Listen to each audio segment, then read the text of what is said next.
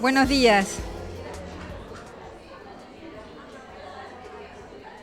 Quiero darles la bienvenida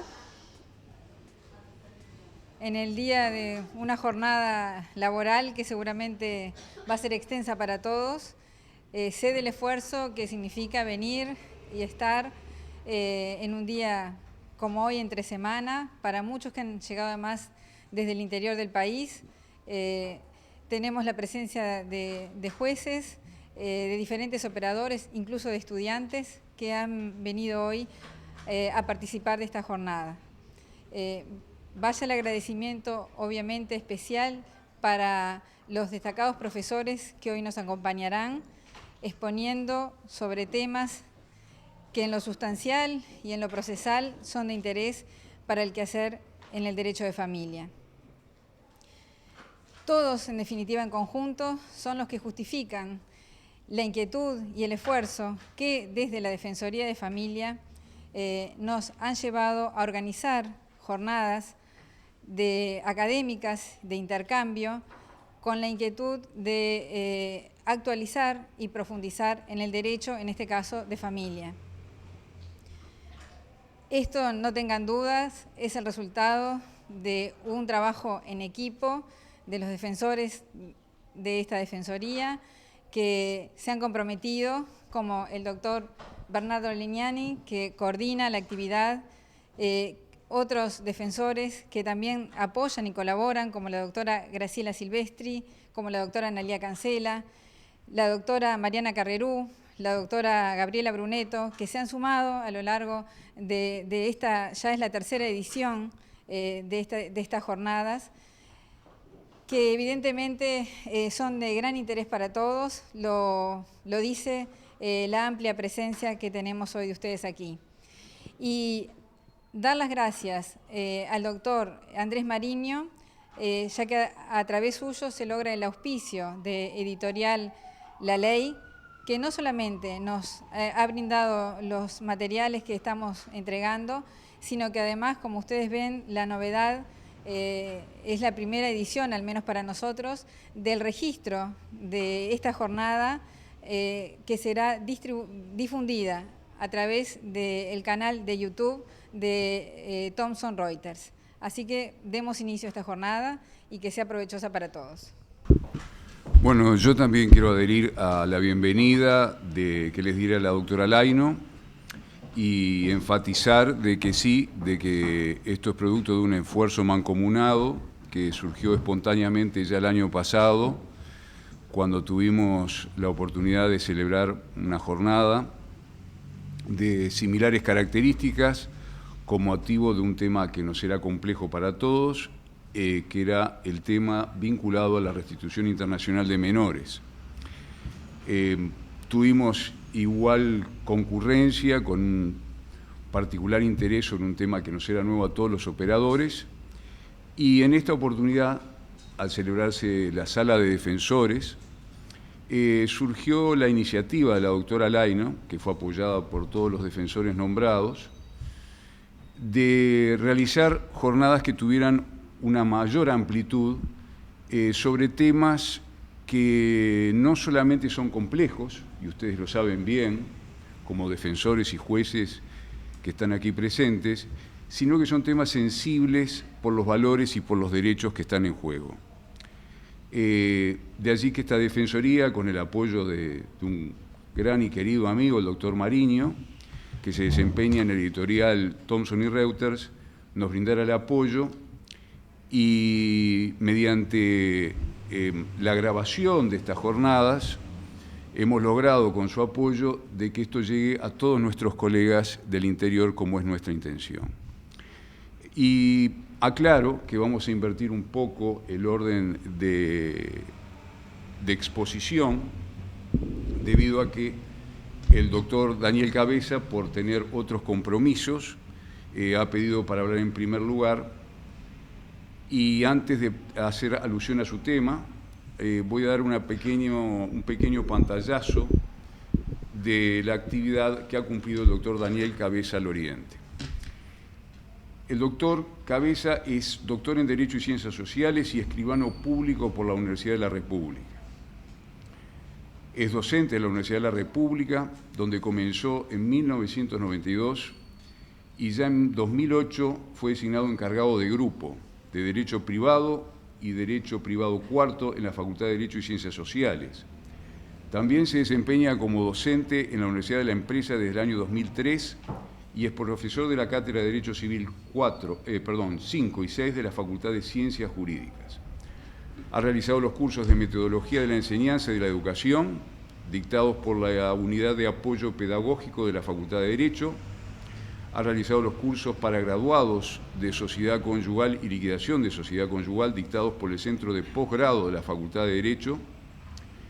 En su desempeño en la actividad pública durante 18 años, ha actuado como defensor del consultorio jurídico gratuito del Ministerio de Defensa Nacional y desde el año 2011 el doctor Cabeza ejerce la jefatura de la asesoría jurídico-notarial del Estado Mayor. Ejerce libremente ambas profesiones y ha publicado muchos artículos, entre otros corresponde destacar artículos vinculados a visitas, el concebido en el derecho sucesorio, pensiones alimenticias, las leyes de matrimonio igualitario, la gestación subrogada y su incidencia en la filiación, técnicas de reproducción humana asistida en la Ley 19.167 y tantos otros. Con ellos, con el doctor Cabeza lo dejo, quien habrá de exponer sobre el tema la obligación alimentaria entre cónyuges y excónyuges. Todo tuyo. Bueno, buenos días. En primer lugar, quería agradecer a Defensoría de Oficio de Familia, en la persona de los doctores Laino y Legnani, por la invitación de que he sido objeto, y agradecerle a Trovo por el cambio de horario. Una aclaración estrictamente de tipo administrativa. En los afiches dice profesor, digo, el profesor es el grado 5, soy grado 3 de la Universidad de la República, contratado, o sea que me queda un poco grande el título ese, agradezco a los organizadores. En cuanto al desarrollo del tema de la charla de hoy, va a ser el tema de alimentos entre cónyuges o alimentos entre excónyuges. Sepan disculpar a veces la deformación docente, que uno explica cosas que en el caso de tenemos un público de egresados en su mayoría y con gran conocimiento del tema. De repente algunos temas pueden resultar súper abundantes, pero bueno, sepan disculpar a aquellos en lo que resultemos un tanto reiterativos, por ejemplo, algún tipo de conceptos, alguna cosa que ya sea de conocimiento de la mayoría de los presentes. El tema tiene un cambio importante a partir de la Ley de Matrimonio Igualitario, la 19.075 y su modificativa 19.119. Creemos que el denominar esta ley solamente de matrimonio igualitario es un tanto restrictiva, porque si bien la ley habilitó el matrimonio entre personas de igual sexo, reguló una cantidad de temas, varios de los cuales vamos a abordar en la jornada de hoy, tanto temas filiatorios, temas alimentarios, una serie de aspectos que exceden a el reconocimiento a nivel nacional de la posibilidad de contraer matrimonio personas de igual sexo. Sin embargo, cuando no se refiere a la ley, lo sigue haciendo como la ley de matrimonio igualitario. Esta ley introdujo importantes modificaciones en los artículos 183, que vamos a ver, va a ser el que vamos a desarrollar básicamente en la jornada de hoy, y vale la pena recordar un poco la aprobación de esta norma. Recuerdan que fue una norma bastante conflictiva en la etapa de su estudio, termina siendo aprobada con una cantidad de errores que habían sido advertidos por todos, pero era un tema político que si pasaba a la Asamblea General no iba a haber votos y por lo tanto se optó por aprobar una ley en las condiciones que se aprobó con una serie de defectos. Algunos eran inexcusables, que en la 19.119 lo que hicieron fue como enmendar un poco las normas que estaban directamente mal redactadas. Y en algunos otros temas, la nueva redacción que le da la 19.119 nos genera algún tipo de problemas interpretativos.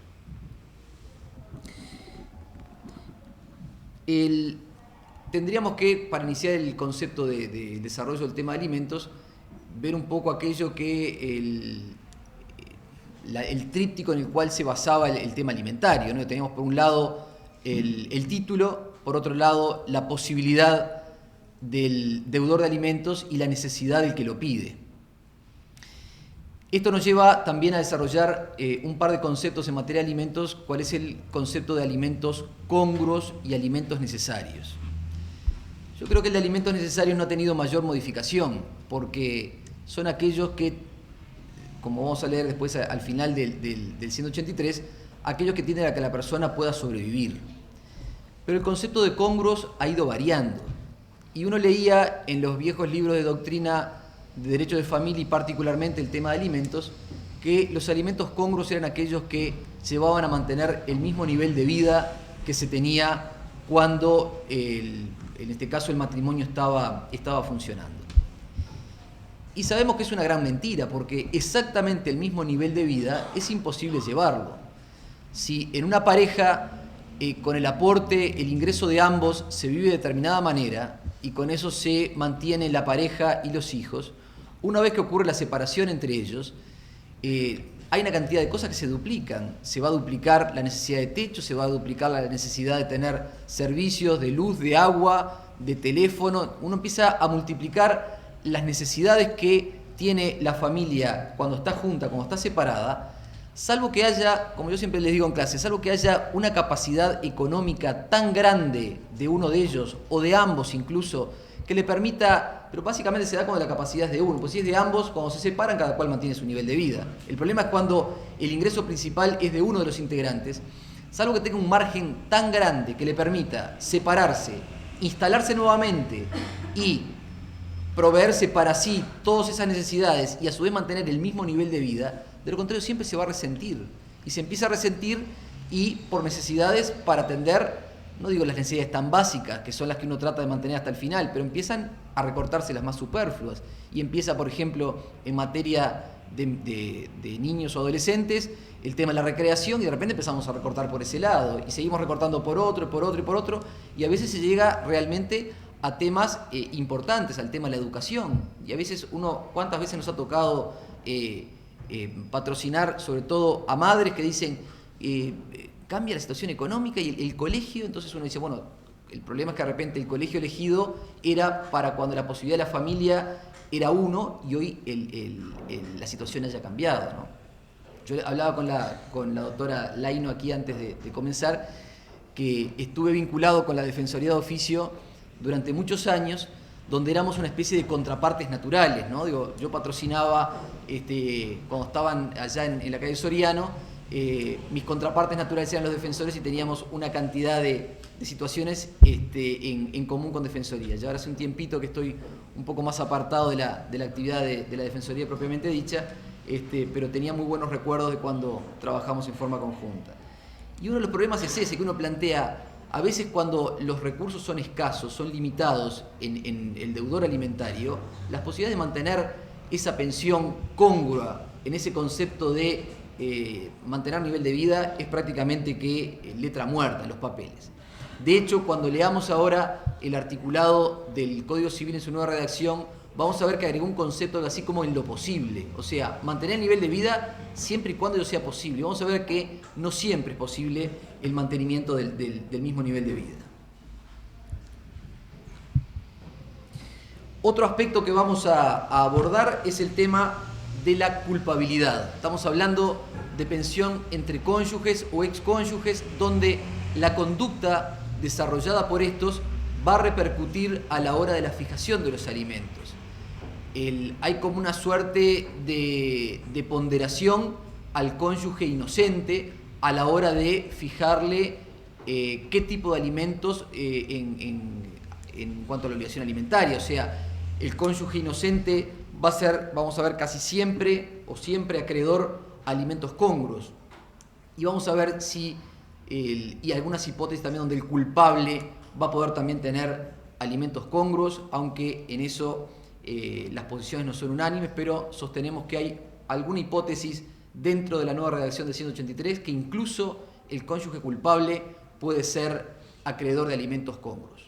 Vamos a comenzar con el análisis del artículo 183 en su redacción actual, o sea, una vez aprobada la ley 19.075 y la 19.119. Allí nos permitimos hacer una división del artículo inicialmente en dos partes.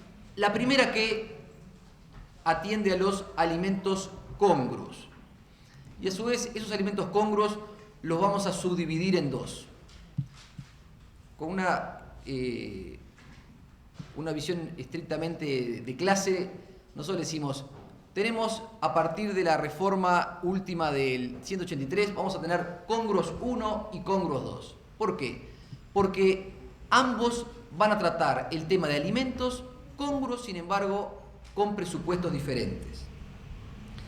Por una cuestión de tiempo no voy a ahondar en la discusión parlamentaria o en la parte histórica de la aprobación de esta norma que tenía unos determinados plazos para unas hipótesis y ahora para otras, y finalmente quedó todo con un plazo único de 1 año, que lo vamos a analizar. Eso llevaba a que en la primera doctrina que se escribió sobre el tema alimentario a raíz de la reforma tuviera interpretaciones diversas en función del plazo de que se tratara. Hoy quedó en un plazo de 1 año para todas las hipótesis de que trata el 183.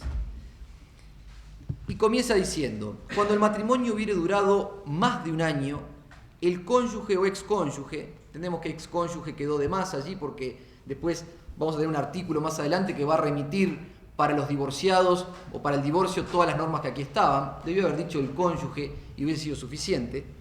Dice, quedará en la obligación de contribuir a la congrua y decente sustentación del cónyuge o excónyuge no culpable de la separación. Acá estamos ante lo que llamamos alimentos congruos 1, o sea, alimentos congruos que tiene derecho a recibir el cónyuge que haya tenido una vigencia, ese matrimonio, de más de 1 año y que no haya sido culpable de la separación. O sea, ahí tenemos la premisa para estos primeros alimentos.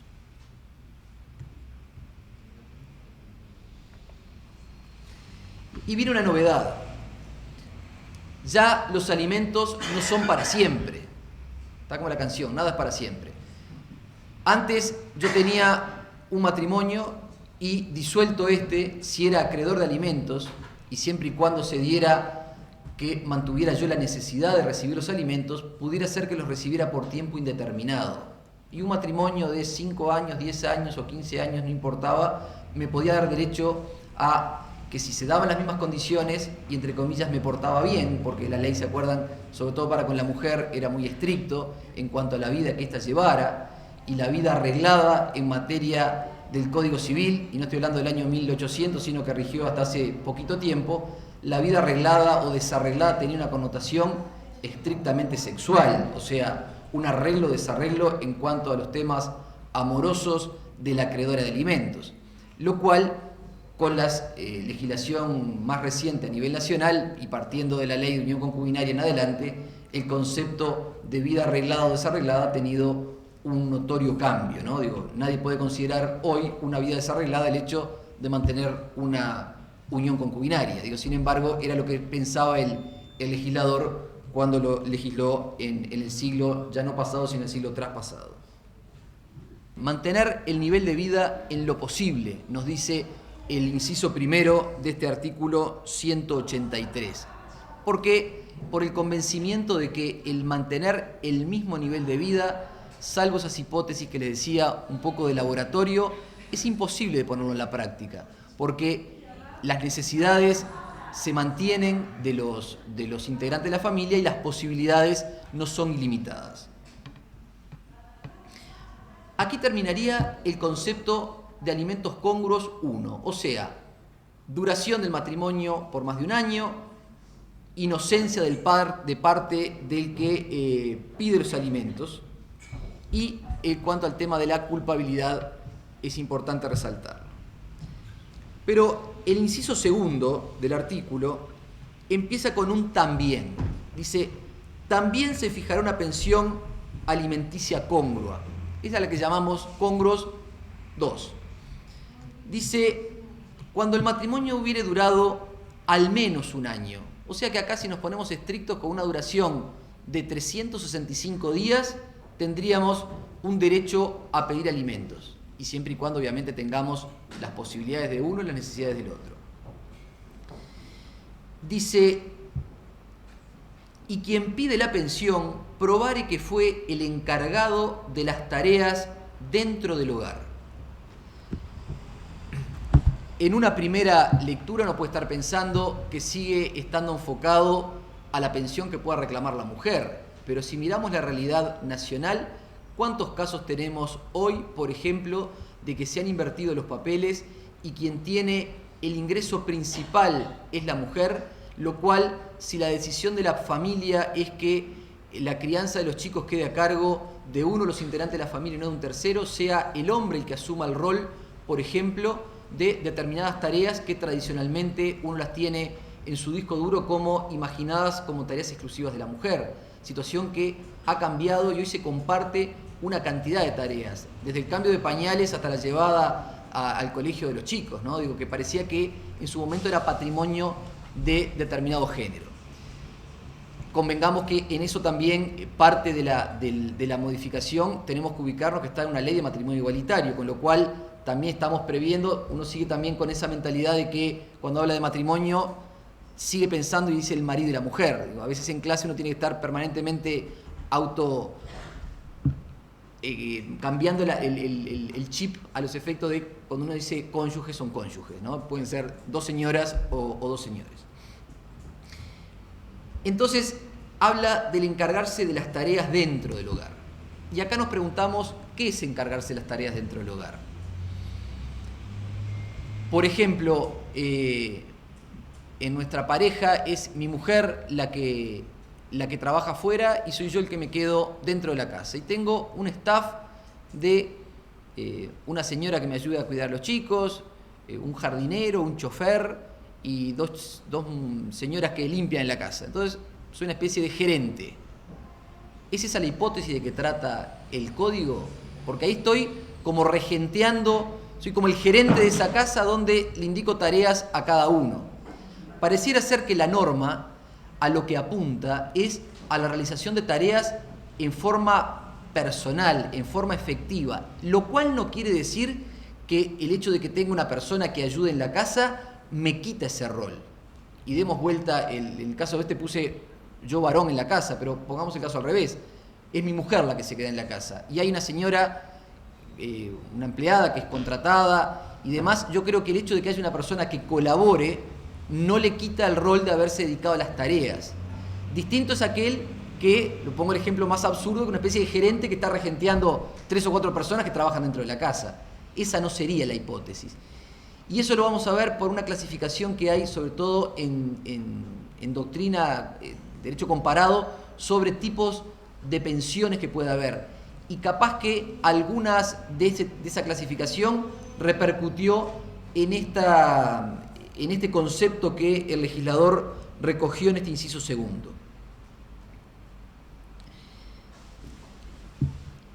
Y leo todo de corrido, dice, también se fijará una pensión alimenticia congrua si el matrimonio hubiere durado al menos un año y quien pide la pensión probare que fue el encargado de las tareas dentro del hogar.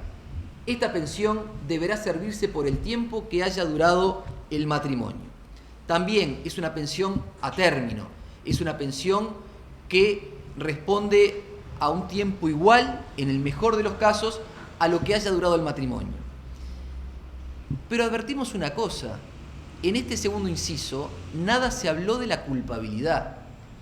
Y acá es cierto, no somos doctrina unánime en este punto, quienes sostenemos que el que se dedicó a las tareas del hogar puede ser acreedor de alimentos, así no haya sido el cónyuge inocente. No sé si me siguen. Porque cuando quiso que fuera inocente, lo dijo a texto expreso. Correspondía a pensiones distintas, correspondía a plazos distintos, pero hoy la ley quedó como quedó.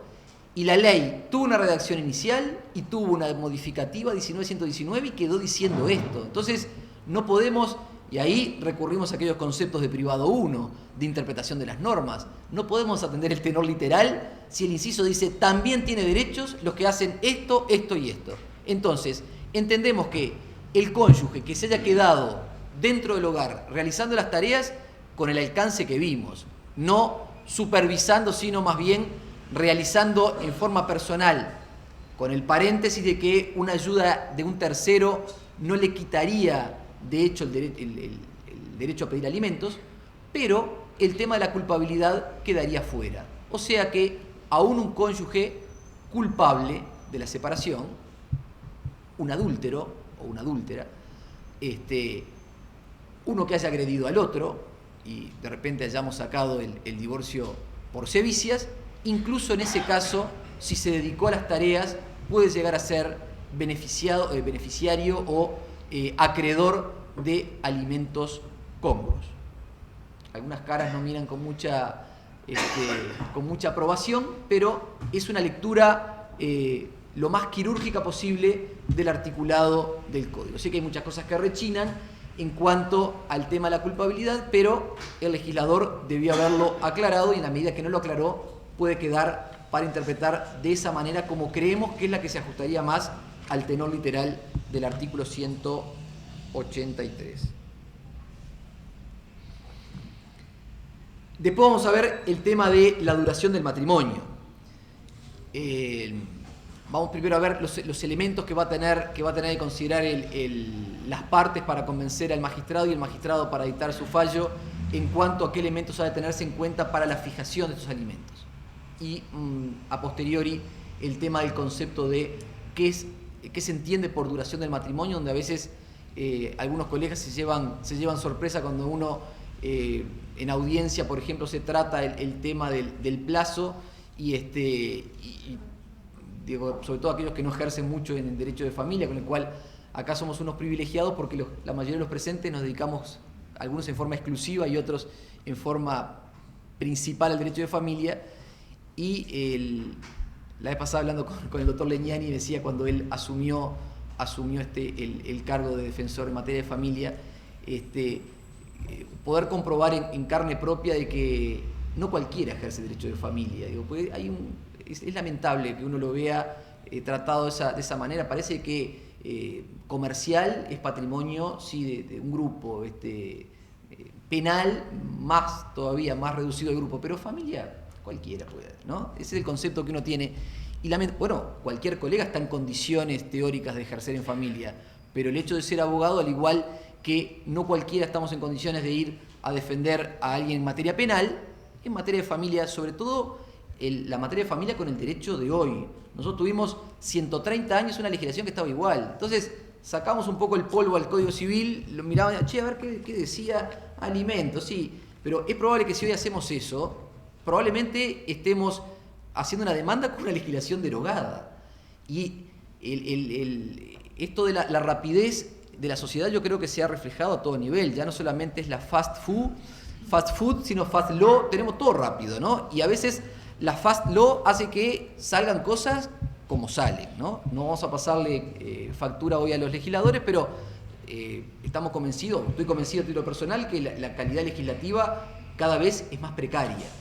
Y el toquetear una organización como el Código Civil, yo siempre hago el comparativo con aquellos castillos de naipes que hacíamos cuando no jugábamos con Nintendo ni con joystick, que hacíamos castillito de naipes y empezábamos después, el juego era ir sacando cartas a ver cuánto aguantaba. Y el Código Civil es un castillo de naipes. Y lo vamos toqueteando, y le vamos metiendo normas, y le vamos sacando... Entonces, el problema es que algunos institutos, estas modificaciones hacen colapsar. Y hoy cuando veamos el tema el tema filiatorio, vamos a ver que el toqueteo sin concepto de la normativa, y a veces embanderado con el tema de la no discriminación, llegamos a resultados que son verdaderamente fatales, porque nos queda una estructura que ha perdido la armonía que tenía. El Código es eso, el Código es una ley grande pero armónica. Digo, y cuando a veces se empieza a tocar una parte y otra, entran estas contradicciones. Pero bueno, vamos a ver cuáles son los elementos que el codificador o el legislador nos hace considerar a los efectos de la fijación de una pensión. Dice, la pensión congrua se determinará teniendo en cuenta los siguientes aspectos, dice el tercer inciso. Y en primer lugar pone las posibilidades del obligado y las necesidades del beneficiario. Esto no es nada nuevo, lo venía diciendo el Código Civil desde sus épocas primeras.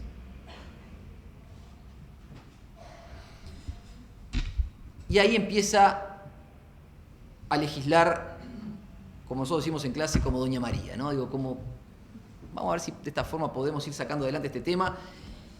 Y entonces dice, en especial, los bienes que éste recibiere al liquidar y partir la indivisión poscomunitaria. Ahí se metió en un tema patrimonial del derecho de familia, como es el reparto de bienes. Si nosotros vamos a considerar la situación patrimonial de este cónyuge cuando haya partido los bienes de la sociedad conyugal, y teniendo en cuenta que la duración de la obligación alimentaria es igual a lo que duró el matrimonio, y teniendo en cuenta lo que duran los matrimonios hoy, es probable que estemos partiendo los alimentos cuando ya este hombre o esta mujer ya no tenga derecho más a alimentos por el tiempo que transcurrió. Es una norma que quedó como... quiso decir algo, no sabemos lo que quiso decir, porque si está esperando a repartir estos bienes, si está... hay quien interpreta y dice, bueno, se puede manejar que durante la indivisión los bienes que éste administra o que éste maneja, así sean ex gananciales, pero en la forma que quedó redactado es una norma inoperante. No vamos a tener casos donde podamos llegar, salvo esos matrimonios excepcionales, que ya estarían en la categoría de matrimonios de nuestros padres o abuelos, ¿no? Que tuvieron una duración, aquellos que festejaban bodas de plata, son una especie en extinción. Digo, uno a veces, yo cuando ejercían la materia de defensor y venían y veía 10 años duró el matrimonio, yo ya lo miraba con asombro. Ahora ya no se casan directamente, pero cuando se casaban y duraban 10 años, era como un milagro casi.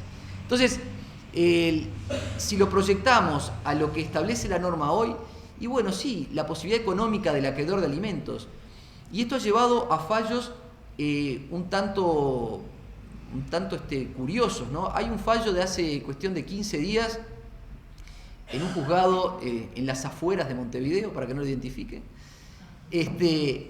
donde se había discutido, claro, por el foro de atracción tienen toda la materia el mismo juzgado, en el mismo juzgado se había ventilado unos expedientes de unas recompensas derivadas de que una persona había tenido la brillante idea de, como tenía un problema de unos embargos, poner bienes a nombres de su suegra, que luego pasó a nombre de su mujer. Bueno, se logró probar que había una desviación de dineros de unas masas a otras. O sea, habían pasado de dineros gananciales a masas que hoy figuraban de dineros propios. Y por lo tanto, había nacido un crédito por recompensas en un expediente acordonado al de alimentos. Y el juez, cuando se pronunció en el tema alimentario, ponderó el crédito que no sabemos si lo va a cobrar algún día. O sea, nos parece una aberración que se considere al amparo, no aclaró mucho, ¿no? No podemos, tenemos algunos magistrados en la sala, no podemos dar muchos garrotazos para determinado lado, pero hay veces que las sentencias nos dejan en esa incertidumbre de que dicen algo, pero hasta ahí llegaron. Entonces, hace un poco mención a esta parte del artículo y dice que cuenta con una situación económica proveniente del crédito, pero el crédito que no tiene. También probablemente capaz que cuando cobre ese crédito, capaz que la obligación alimentaria también se extinguió. O sea que hay que tener precaución con el alcance de esta parte del artículo o de este numeral dentro del inciso que dice que lo que recibiera al liquidar y partir la indivisión poscomunitaria.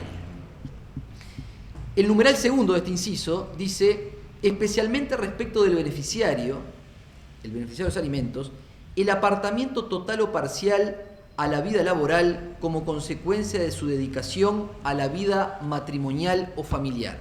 Guarda un poco relación con aquel que venía después del también, o sea, se refiere a aquella persona que opción a veces de la pareja, que es un tema que es bueno aclararlo, porque cuántas veces cuando vamos a pedir alimentos, o mejor dicho, cuando nos reclaman alimentos, el deudor de alimentos contesta muy suelto de cuerpo, y bueno, y que trabaje, ¿no? Lo hemos escuchado esa respuesta. Entonces uno tiene que preguntarle, ¿y en dónde? Y bajar la realidad. ¿Qué edad tiene el que te está pidiendo alimentos? ¿Será fácilmente reinsertable laboralmente o insertable, porque capaz que nunca se dedicó desde los 25 años a la vida familiar, a la crianza de los hijos, y ¿qué le vamos a decir? Hoy con 50, y bueno, salí a buscar trabajo. Sabemos que es letra muerta eso, porque es imposible a veces poderse insertar laboralmente con una cantidad de conocimientos, con una diferencia de edad. El trabajador de más edad es el trabajador más caro, porque como tiene más obligaciones, aspira a recibir un ingreso superior frente a una prácticamente competencia desleal con una persona que tiene la mitad de la edad, capaz que el doble de la capacitación y menos aspiraciones en cuanto al tema económico. Entonces, la reinserción laboral, y también reconocemos que hay un artículo de la Constitución que dice que cada cual debe hacer lo necesario para subsistir, eso nadie lo discute. Ahora, tenemos que llevarlo a la realidad. Eso de que, y bueno, que trabaje, se da sobre todo en esas situaciones donde por un acuerdo familiar, que es importante remarcar eso, porque nadie de repente deja de trabajar por sí solo, y hubo capaz que fue alentado por el otro cónyuge. ¿Cuántas veces hemos escuchado que dice, no, hemos acordado que dejar de trabajar con la condición de si no estábamos cambiando la plata, estaba saliendo uno a trabajar y con eso pagando, una persona que lleve al chico al colegio, otra persona se quede en la casa para más, y hay un acuerdo familiar, no es fulano dejó de trabajar o fulana dejó de trabajar porque quiso, y ahora que nos divorciamos, y bueno, que se reinserte. Es un poco de teoría, pero en la práctica vamos a ver que eso no es tan sencillo. Y dice, el apartamiento total o parcial del beneficiario de la vida laboral como consecuencia de su dedicación a la vida familiar o matrimonial. Las posibilidades efectivas de inserción no es que potencialmente, sí, obviamente, todos los que estamos acá potencialmente pudiéramos emprender algún tipo de actividad remunerada, pero ¿en qué ámbito? ¿Con qué remuneración? ¿Con qué alcance? Dice, atendiendo a sus aptitudes personales, y acá sí recogió lo que era la doctrina y la jurisprudencia, edad, salud, demás factores del caso concreto y en general todos aquellos elementos que incidieran o hubieran incidido en dificultar o impedir su decente sustentación. Creemos que hubiera sido bueno que suprimiera la palabra decente, porque que dijera su necesaria sustentación o su adecuada, porque la decencia sigue teniendo una connotación de conducta moral, ¿no? Que llevar una vida decente no se refiere a que esté satisfecha las necesidades de la persona, sino que apuntaba a otro aspecto. Hubiésemos preferido que el legislador utilizara un término más neutro, como ha querido neutralizar tantas normas del derecho de familia. El concepto de apartamiento de la vida laboral, posibilidades y demás, yo creo que viene de la mano de una clasificación que se hace en derecho comparado de los distintos tipos de pensiones. Hay una publicación de la justicia uruguaya que hizo una separata de todos los artículos de derecho de familia. Y en uno de ellos, la doctora Díaz trata precisamente en cuanto al tema de alimentos y habla de una clasificación en derecho comparado, o en jurisprudencia o doctrina comparada, en cuanto a los distintos tipos de alimentos que podemos tener o cómo podríamos clasificar los tipos de. Y vamos a ver que algunos se ven recogidos en nuestro ordenamiento actual. Por ejemplo, hay una obligación alimentaria que es de tipo asistencial, está basada en aquello de los auxilios recíprocos, un poco como derechos inherentes a la celebración del matrimonio. Cuando se disuelve, hay aspectos de asistencia moral que ya no los podemos obligar por ley a que se los brinde, pero sí una asistencia de tipo económica. Tenemos la pensión que tiene estrictamente naturaleza alimentaria o alimenticia, es para cubrir esas necesidades del que la solicita. Y luego aparecen otras clasificaciones de obligaciones alimentarias de tipo reparatorias. Esa apunta un poco a las congruas, a mantener el nivel de vida que se tenía antes que se produjera ese divorcio. Tiende a reparar una situación. Tenemos también las indemnizatorias, y ahí de repente el tema del que se quedó y se dedicó a las tareas del hogar apunta un poco a eso. Se le está indemnizando. Muchas veces por haberse dedicado a las tareas del hogar se vio privado de realizarse. Yo estoy tramitando en este momento una pensión donde los cónyuges, el marido tenía una carrera terciaria iniciada y llegaron a un acuerdo familiar donde se decidió que él terminara la carrera universitaria. Eso implicó sacrificio de parte de la mujer. Había que dedicar una mayor cantidad de horas a la actividad de la casa, de los chicos, en beneficio de que la otra parte pudiera tomarse 4 horas diarias o el tiempo que fuera para terminar la carrera. Y yo ahora, en la prueba que pedí, en la que parecía cuando uno mira, ¿qué quiere probar? Vieron que a veces cuando la contraparte mira o el magistrado mira la demanda, dice, ¿qué prueba tan rara? Pedí que se oficiara al Audelar para que me informara cuándo había dado las últimas 11 materias la persona. Entonces, le quiero demostrar que él pudo dar esas 11 materias últimas y recibirse a costa de un sacrificio de alguien que era el otro integrante de la pareja. Entonces, obviamente estoy pidiendo alimentos para la cónyuge en este caso, ¿no? Entonces, esto nos lleva a tener que ser más creativos a la hora de pedir de qué probar, de qué prueba solicitar. Digo, la prueba tradicional del oficio al lugar de trabajo ya de repente es una parte ínfima, digo, en cuanto al cúmulo probatorio. Tenemos que apuntar a otros elementos para ver si vamos colmando estos vacíos o estas situaciones nuevas que no teníamos consideradas antes. Tenemos también otra clasificación de alimentos de obligación alimentaria de tipo compensatoria. Y por último, otra de carácter mixto que puede tener elementos de cada uno de ellos. Es una breve reseña, está muy bien explicado en ese artículo sobre alimentos a partir de la modificación de la ley de matrimonio igualitario, que nos puede ser útil a veces para justificar el porqué de algunas de las normas estas y por qué dicen lo que dicen.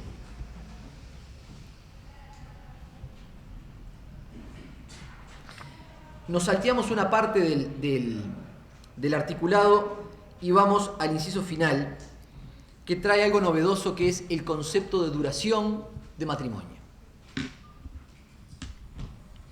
Dice: a los efectos de los plazos referidos en los incisos anteriores, se computará como duración del matrimonio el tiempo transcurrido entre su celebración y la sentencia que decrete la separación provisional de los cónyuges.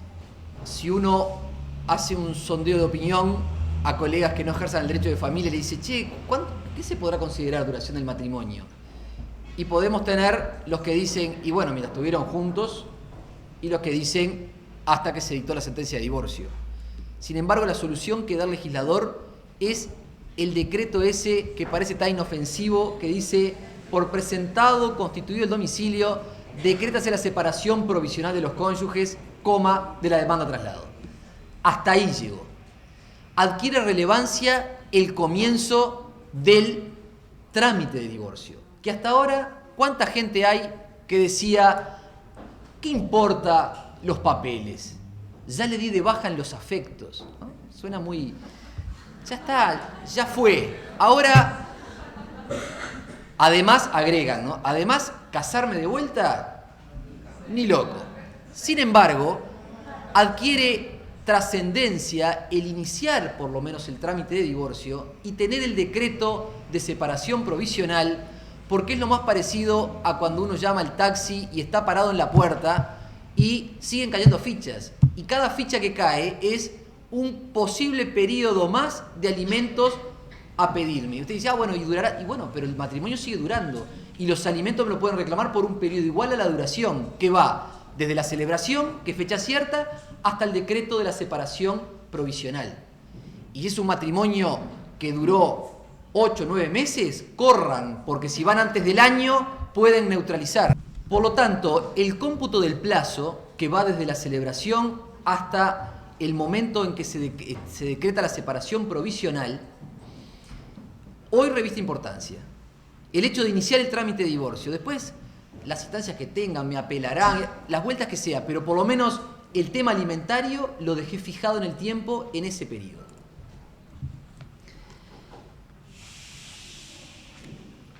En cuanto, teniendo en cuenta el periodo con lo cual me va a interesar y soy acreedor de alimentos que el otro no se mueva, no haga nada con el tema alimentario y yo presentarme furtivamente a pedir los alimentos, pues por ahora sigo teniendo desde la celebración hasta el momento que esto se resuelva.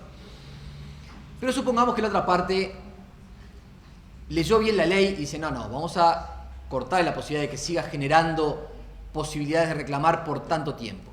Entonces, llega un momento que paralelamente me pide el divorcio y la separación provisional. Ahí entramos en el trámite de alimentos propiamente dicho y creo que debe ser pedido por el demandado, sería de buena práctica, que al contestar o eventualmente en el momento de alegar o en alguna instancia y que quede reflejado en la sentencia, el periodo máximo por el cual el cónyuge beneficiario tendría derecho a esos alimentos. O sea, para poner fechas que nos cierren fácilmente y que a esta hora de la mañana nos permitan ubicarnos en el tiempo. Me casé el 26 de mayo del año 2000 y me separé en el 26 de mayo del año 2015. O sea, tuve separación provisional, no me refiero, decreto firme ese día. O sea que, para que me den los números exactos. Y pido alimentos. ¿Cuánto tiempo duró este matrimonio? 15 años, del 2000 al 2015. O sea, que si se dan las condiciones y yo sigo teniendo posibilidades y mi cónyuge sigue teniendo necesidades, va a tener derecho a una pensión, en principio, máxima de 15 años. Perfectamente, el fallo, podemos pedir de que se consigne en el mismo, que si se fija hoy, 30 de noviembre del 2015, sea hasta el 30 de noviembre de 2030, en ese caso, ¿no? Son 15 años. Obviamente que si después yo paso a pobreza o mi mujer pasa a riqueza, podremos revisarlo eso. Pero tenemos una situación que, si no se pide prórroga, que lo vamos a ver en un segundito, en ese momento cesa. Entonces nos estamos evitando una instancia posterior si la comunicación de la sentencia al quien se le retiene el dinero o al habilitado del que retiene el dinero dice que esta pensión va a ser hasta el mes de noviembre de 2018, por ejemplo, ¿no? Y aquí hay que hacer una distinción de un régimen que tiene la ley de matrimonio de unión concubinaria con respecto a la posibilidad de pedir alimentos. No está dentro de la temática de hoy, que es pensión entre cónyuges, pero en materia de alimentos entre concubinos, la ley impuso una novedad. También limitó en el tiempo la pensión que se pudiera pedir, pero habla de un periodo subsiguiente posterior al cese de la relación. Entonces, si yo estuve 15 años viviendo en concubinato y cesé la relación en el año 2012, el periodo subsiguiente de 15 años se cuenta a partir del 2012. Y si yo pido hoy alimentos, 2016, 4 años ya los perdí. O sea, voy a tener derecho a pedir por los 11 restantes. ¿Se entiende hasta ahí? Esta ley no lo dice. Por lo tanto, a diferencia del anterior, que era un periodo subsiguiente, y tengo en este momento un caso de una unión concubinaria que se terminó, y le digo a mi cliente, cruzá los dedos para que no se presente, porque le había durado 6 años la relación concubinaria. Y digo, cada día que pasa es un día de pensión que la otra parte va perdiendo. ¿Por qué? Porque es un periodo subsiguiente, es a partir de la separación un periodo igual. Pero acá no dice nada, o sea, acá perfectamente me separo, en el momento no tenía necesidad de alimentos, luego nace la obligación alimentaria, o sea, nace la necesidad del acreedor de alimentos. Obviamente no se pudo haber casado de vuelta, concubinado de vuelta, se portó bien en el periodo y, aunque separada de hecho, tiene una conducta intachable que le permite reclamar sin problema alimentos. Lo va a tener por un periodo subsiguiente, un periodo igual a la duración, pero no subsiguiente. O sea, si arrancó ahora en el 2016, va a tener por 15 años. No le descuento el periodo desde la separación provisional, porque eso es para otra cosa, eso es para la duración del matrimonio. Tema importante porque son leyes que tienen poquita diferencia una de otra y sin embargo el criterio fue distinto. 18.246, 19.075, o sea, tuvieron escasos años entre una y otra y sin embargo la solución es diversa. Pasamos a los necesarios, o sea, vimos congruos con sus dos variantes, necesarios. Acá no hubo mayor diferencia, dice el cónyuge o excónyuge que se encuentre en la indigencia tiene derecho a ser socorrido por su consorte en lo que necesite para su modesta sustentación, aunque él sea el que ha dado motivo a la separación. En este caso ya no pagamos alimentos, techo, el spa, porque si soy inocente puedo tener derecho a mantener el nivel de vida y si lo tenía, el pago de la empleada que sigue trabajando en la casa dentro de la obligación alimentaria. Digo, a veces uno pierde un poco de vista cuando le toca ejercer como a nosotros, donde la discusión del alimento de la mascota o el pago del aporte del BPS de la doméstica no aparece nunca en nuestros juicios, ¿no? Digo, los que ejercemos, tanto los defensores como los que ejercemos cuando ejercíamos la parte de defensoría, porque es una realidad que nos es ajena, pero está lleno de situaciones donde los temas que se discuten son esos y los rubros que a veces uno, o cuando ejercíamos, en mi caso que yo no era full time y ejercía en defensoría, en carácter de defensor y ejercía privadamente, a uno a veces plantea, ¿cómo será para el juez? Porque a veces se da que quien ejerce en determinado ámbito tampoco ejerce en el otro. Entonces, ¿cómo será para un juez que de repente arranca la una y tiene un juicio de defensoría donde estamos viendo si le pagamos 850 pesos o 910 y que la diferencia esa hace la cosa y tener que a la hora siguiente dedicar hora y media a ver la marca del alimento de la mascota porque estaba acostumbrado a tal alimento o el pago del veterinario pero son situaciones que hay que atender, el magistrado tiene que atender todas porque son realidades de diferentes familias y están familia una como la otra, pero a veces hay situaciones que cuando ejercen determinado nicho como que pierde de vista. En el caso de los defensores, que por lo menos en la materia que ejercen son full time, es muy difícil que lo vean otra situación diversa y por lo regular situaciones económicas muy florecientes, obviamente por razones obvias no llegan a la defensoría. Pero en cuanto a la situación a veces están variando, las variedades son tales que... Bueno, pero volvemos al tema de los alimentos necesarios. Dice, para su modesta sustentación, aunque él sea el que ha dado motivo a la separación. Acá, nuevamente, pero como son alimentos necesarios, sea culpable o no de la separación, si está en la indigencia, va a tener derecho a pedirlos. Pero acá hay un tema que dice, pero en este caso, el juez, al arreglar la asignación, tomará en cuenta la conducta del beneficiario. Es una reminiscencia de la legislación anterior, se tiene en cuenta esa conducta que no solamente tiene por qué ser de tipo sexual, puede ser, por ejemplo, en cuanto a conductas que el individuo tenga de violencia, de malos tratos, que haya sido quien castigó a la mujer, que destine el dinero del pensionario a droga o alcoholismo. Y no quiero entrar en toda la discusión si la drogadicción y el alcoholismo es enfermedad pero eso puede ser un elemento a ser tenido en cuenta. Y dice, esta pensión se servirá por el mismo tiempo que haya durado el matrimonio, salvo que la indigencia cesara antes. Es una cosa superflua porque si la indigencia cesó antes, la necesidad la dejó de tener. Y sea de necesarios o de congruos, el tema va a continuar con las mismas reglas. O sea, si yo dejo de necesitar los alimentos, el otro perfectamente puede pedir el cese de los mismos. Y volvemos para atrás. ¿Por qué? Porque el artículo dice, en situaciones que así lo justifiquen, el beneficiario de los alimentos podrá mantener su derecho a percibir pensión aún vencido el plazo, establecido en el inciso primero de este artículo, atento a la duración de la vida de consumo. Acá cambió.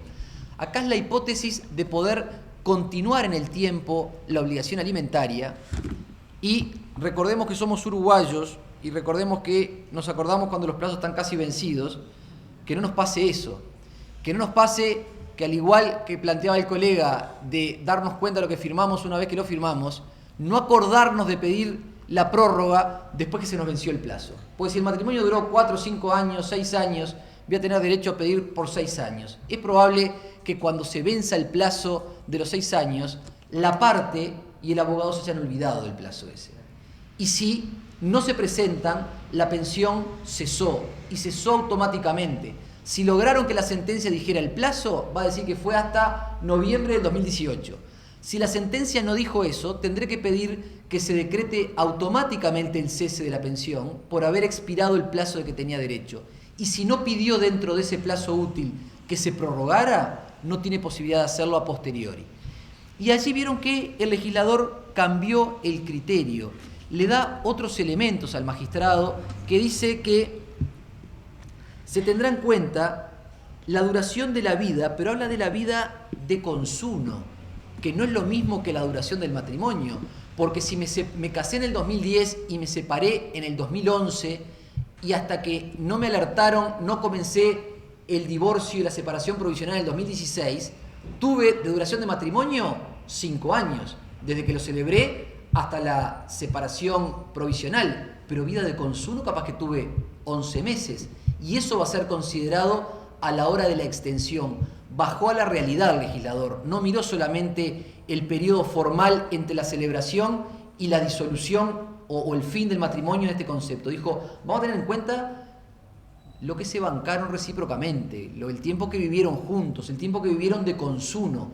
Eso para ver si ameritaba o no que se prorrogara el plazo. También tiene en cuenta la edad del beneficiario y su incidencia en la dificultad o alta improbabilidad de reinserción de éste en la vida laboral. Y agregó una parte que es medio inocuo, dice, de no existir acuerdo. Si hay acuerdo, le puedo pasar alimento a mi mujer durante 70 años. Digo, y si uno conoce situaciones de esas, sobre todo de gente grande que ha hecho una opción de vida de separarse y pasó durante 15 años alimentos a su mujer como administradora de la pensión de los chicos, y ya los chicos creciditos de 30, 40 años al día de hoy se sigue pasando alimentos. O sea, obviamente que si hay acuerdo, el tema del plazo es intrascendente. Por eso dice, de no existir acuerdo, ni de mandarse dentro del plazo el mantenimiento del derecho, se producirá automáticamente el cese del servicio pensionario. O sea que acá cesaría en forma automática. De todas formas, si no estaba comunicado en la sentencia inicial, tendremos que comparecer para que se comunique, salvo que sea una pensión servida en forma directa, pero lo contrario, que se comunique el cese de la obligación alimentaria. Y por último, cuando tenemos un caso de divorcio por sola voluntad, lo que seguro no vamos a tener va a ser declaración de culpabilidad. Entonces, la ley incorporó en la parte final la posibilidad de yo ya estar divorciado por sola voluntad. Hoy el sola voluntad es un trámite bastante más rápido por los plazos acotados que ha tenido, de que de producirse el divorcio por sentencia recaída en juicio de sola voluntad de uno de los cónyuges, la culpabilidad de la separación podrá acreditarse en el juicio de alimentos. O sea, me permite producir dentro del proceso de alimentos a los solos efectos de la culpabilidad. El divorcio va a estar ventilado en el otro expediente. O sea, pero me permite en el proceso de alimentos probar que aunque me separé por sola voluntad, fue porque yo me porté mal. Eso que evita de que si yo soy el culpable de la separación, no me apure, o soy el que quiero recibir los alimentos y me porté mal, ¿no? No me apura a hacer un sola voluntad para salir indemne con una sentencia que no me declara culpable. Depende de qué lado del mostrador me encuentre, me puede servir y mucho si me porté mal y tengo posibilidades de pedir alimentos, de que se decrete el divorcio por la sola voluntad, porque ahí fui yo la adúltera, pero no inicié un divorcio o no permito que la otra parte, lo quiero madrugar de que el otro no vaya a iniciar un divorcio por la causa de adulterio. Lo inicio por sola voluntad y no hay declaración de culpabilidad. En cambio, si lo inicio por sola voluntad, me permite la ley que logre probar la culpabilidad del cónyuge en un proceso dentro del proceso de alimentos. En la sentencia de divorcio no va a decir nada de la culpabilidad, pero en este sí. En el mutuo no está previsto. Y convengamos que la mayoría de los fallos de divorcios es muy difícil que encontremos una declaración de culpabilidad, salvo que sea algún caso muy notorio de malos tratos o un caso de adulterio. Pero para encontrar un riñas y disputas con una condena o una declaración de culpabilidad del cónyuge es prácticamente imposible de encontrar. Y para terminar, pues me quedan 5 minutitos, el artículo 19, el artículo 194 habla del cese de la obligación alimentaria y dice que la obligación de servir pensión que impone el cónyuge o excónyuge 183, si el beneficiario contrajere nuevo matrimonio o viviera en unión concubinaria declarada judicialmente o mantuviera una vida de consumo estable con una duración mínima de 1 año. Es muy difícil que aquel que es acreedor de alimentos, salvo que tenga un muy buen partido a la vista y un futuro deudor alimentario más solvente que el anterior, se nos vaya a casar en el periodo que es acreedor de alimentos. Pero la posibilidad de que tenga un, entre comillas, rehacer de su vida, que todos tenemos derecho a hacerlo, está también contemplado. Es muy difícil que se llegue a la hipótesis de que haya un cese de alimentos porque haya un reconocimiento de unión concubinaria posterior. Primero que, como lo va a desarrollar el doctor Trobo, vamos a ver, si bien él va a ver la parte más bien patrimonial del concubinato, vamos a ver qué éxito ha tenido en cuanto a número, la cantidad de uniones concubinarias reconocidas, sobre todo cuando a posteriori se aprueba la ley de matrimonio igualitario. Pero, con lo que quedó en la parte final, nadie va a esperar a que se cumplan entre ellos los requisitos de 5 años de duración, si tiene la posibilidad que, si se mantuviera una vida de consumo estable con una duración mínima de 1 año, se pueda llegar a tramitar el cese de la obligación alimentaria. Y también corresponderá el cese de la obligación si el concubinato en el cual el acreedor se encontrare cumple con los requisitos establecidos para el reconocimiento. También, ¿quién va a esperar a que se cumplan los 5 años de unión en los términos que pide la ley de unión concubinaria para quedar legitimado para pedir el cese de la obligación alimentaria? Si no hay más preguntas, les agradezco vuestra atención. Muchas gracias.